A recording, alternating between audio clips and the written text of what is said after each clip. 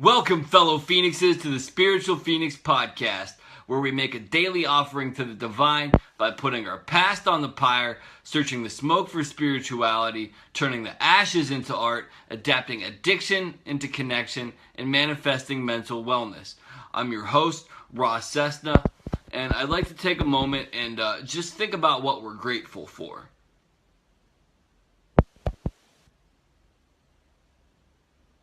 Today, I'm grateful to be celebrating 90 days clean from drugs, alcohol being one of them. And that's why I chose to talk about addiction as a soul sickness today. For me, addiction really took me to some dark places. I did a lot of heinous things. I reacted unfairly to many people. I reacted unfairly to myself.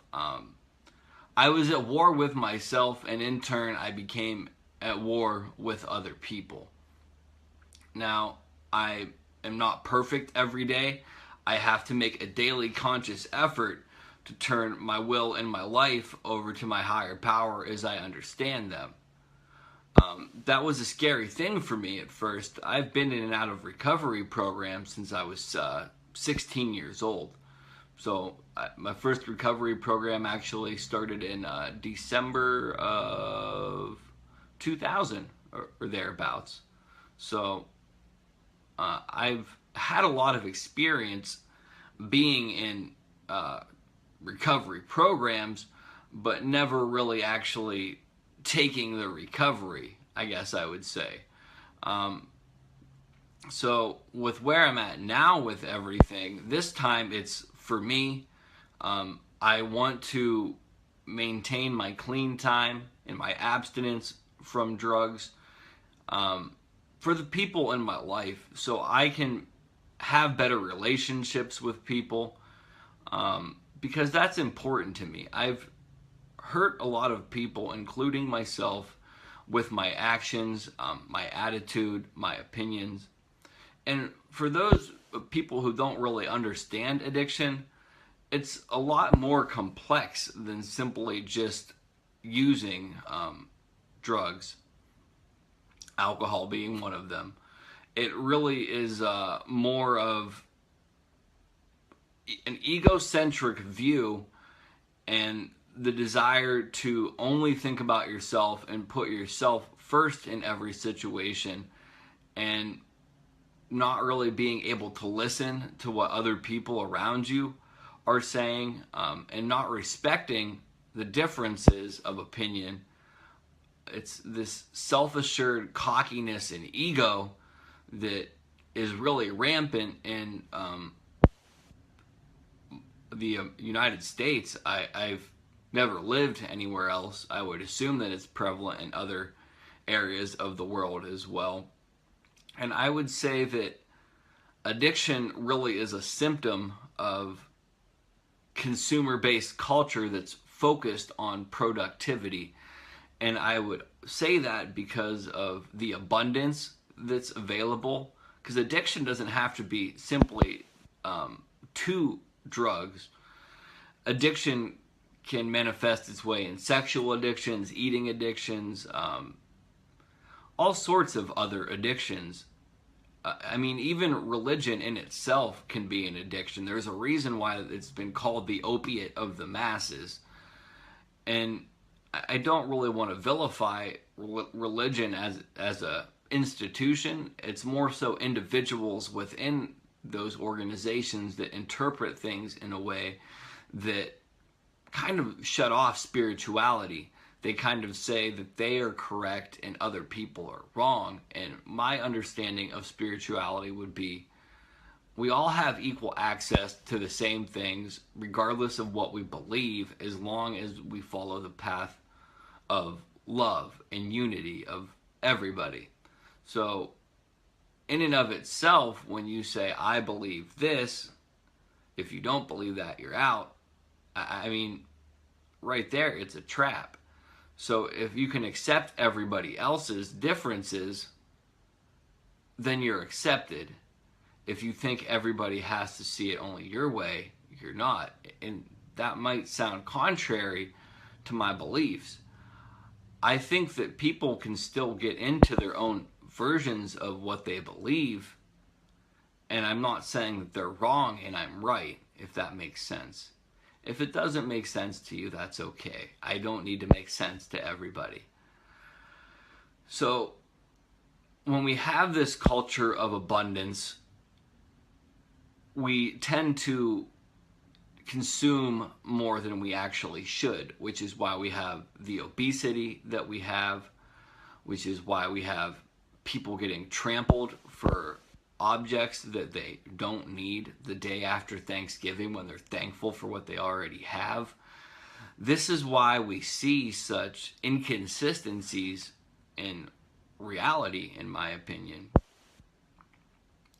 Now, as far as drugs and alcohol go, or drugs, alcohol being one of them, I should say, let me catch myself there.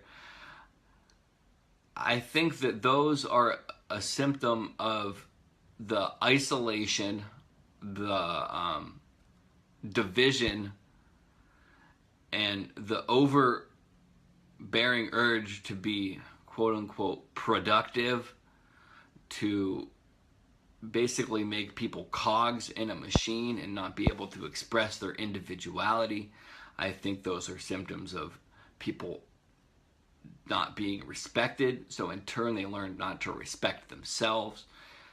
It's a symptom of children growing up and being told constantly what to do, what to think, what to feel, but not ever having anybody say, I want to listen to why you feel this way, and not vilify or punish you for feeling that, but let me show you the alternative opinion, or let's try to find some middle ground and call a truce. And that's one of the things that's very prevalent in our culture, is this attitude of I'm right, you're wrong. And I mean, it's really present in many things in this culture. Look at, I don't want to really get into politics, because I think it's somewhat of a puppet show, but I will say, look at the two main parties. There's two of them, so they're in direct opposition, and most of the time one is against the other, but in reality they have many of the core same principles, and they work together in lots of ways, but they're also in opposition, which is, it creates what's called a duopoly, where if a monopoly is one, a duopoly is two choices. And when you only have two real choices that are promoted, which again in politics it's promoted via the media, which largely keeps independent candidates out of debates and off of the ballots, you get this false sense of choice, but you're only choosing who's already been selected by the party. So you get to elect from two choices that were essentially chosen for you. So that really is consistent in many ways too. I mean, there's so much division in our culture, it's hard not to feel at odds with society. And for me personally, I was always at war with society, and even in thinking that society's this way, society's that way, it removes me from society. So what I've realized in my clean time is that I am part of society, and I can't expect society to change for me. I have to change somewhat for society. And that used to frighten me and say, I can be who I am. The thing is, I still am who I am. It's just I've furthered my understanding of society, reality, and life in general, spirituality, to where if I want society to accept me, I have to accept society. And society is made up of individuals. There are other individuals out there like me.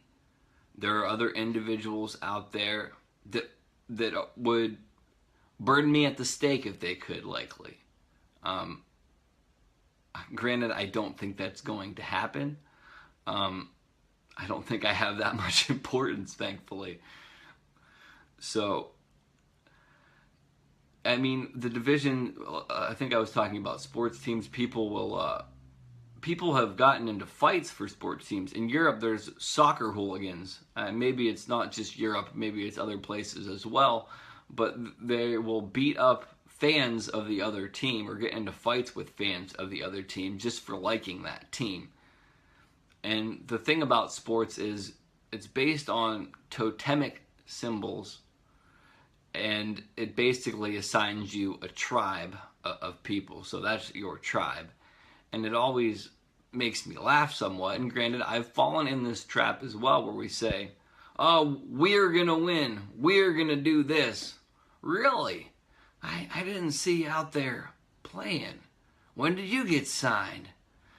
And that's also falls into the same concept of nationalism, or as it's branded here in the good old US of A as patriotism. And granted, I take pride in some parts of America. There are good aspects to the United States. There are also negative aspects to it.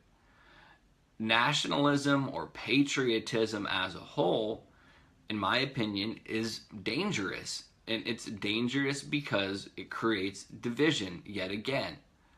There's all these things that are creating division when globally we should be focusing on unity.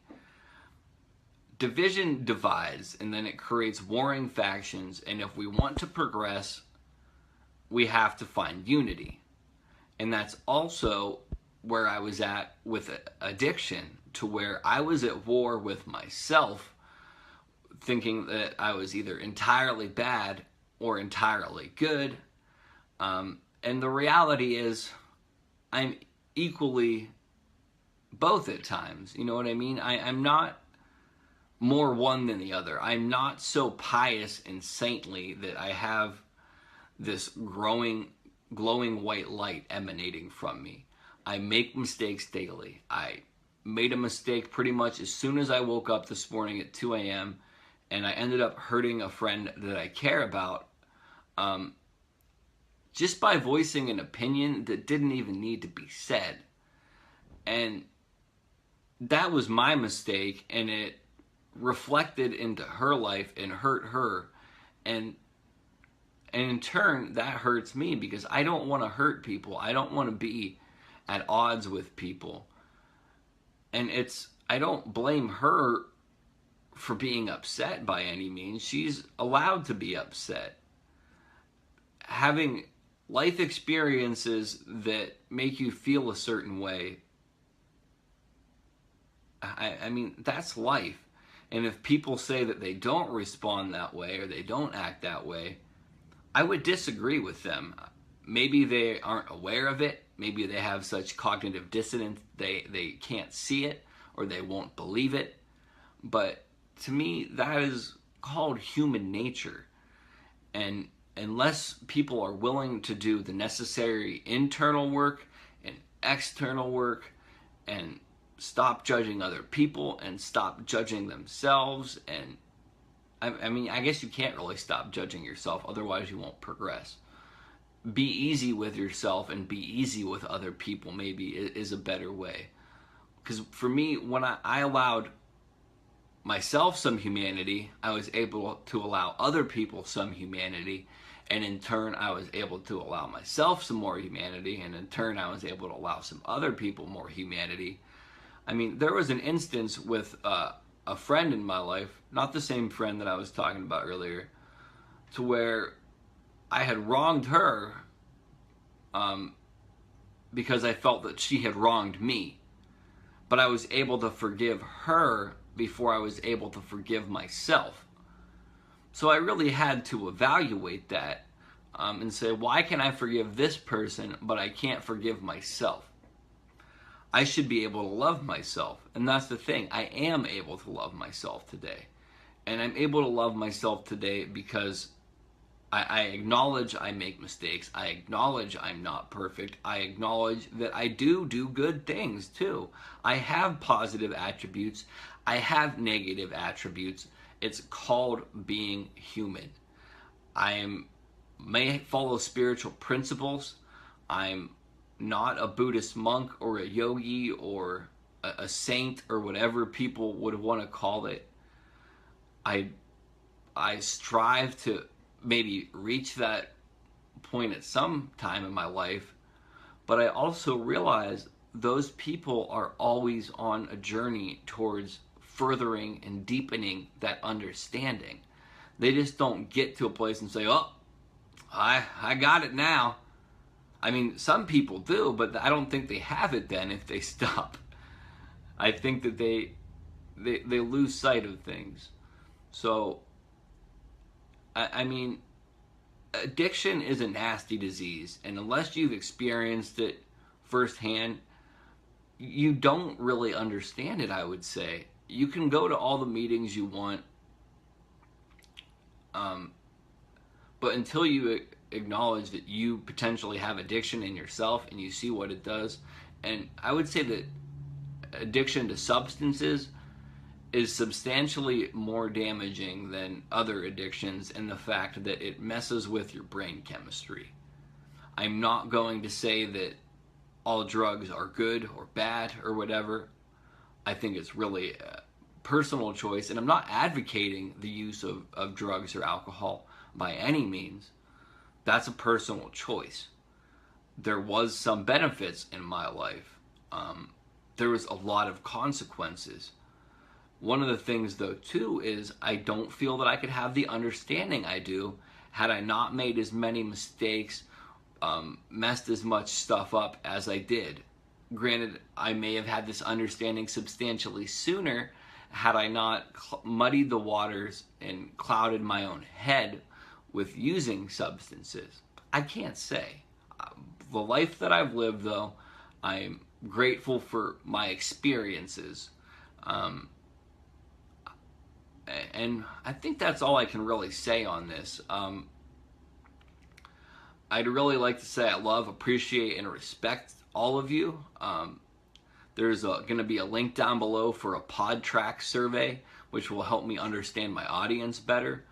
Also, you can, if you're seeing this video, you can listen to me on iTunes or SoundCloud at the Spiritual Phoenix Podcast. I would appreciate a review on iTunes as it helps me reach new listeners. If you would like to get paid to respond to this, there will be a link. It's best if you sign up with your email because then I can make a little bit of money from it, and that money would go to continuing to do this. I'm also doing free tarot card readings. I can put a link to a place where those will be stored, so you can just go and check out whatever reading you think resonates with you at the time. And I'll have links to all my social media below as well. You can get a hold of me on Facebook if you'd like, and message me if you have a topic you'd like to discuss, if you'd like to give me your opinion on something, or if you would potentially like to be a guest, because I am looking for other people to talk to. I have to do a little bit of research into how to do that, and also how to potentially do that with video. Video isn't necessary, though, if you'd like to participate. And yeah, I think that I've really touched all the bases on that. When I'd like to say, I already said I love, respect, and appreciate all of you. So with that, I'm going to put this episode on the fire. Love and light. Namaste.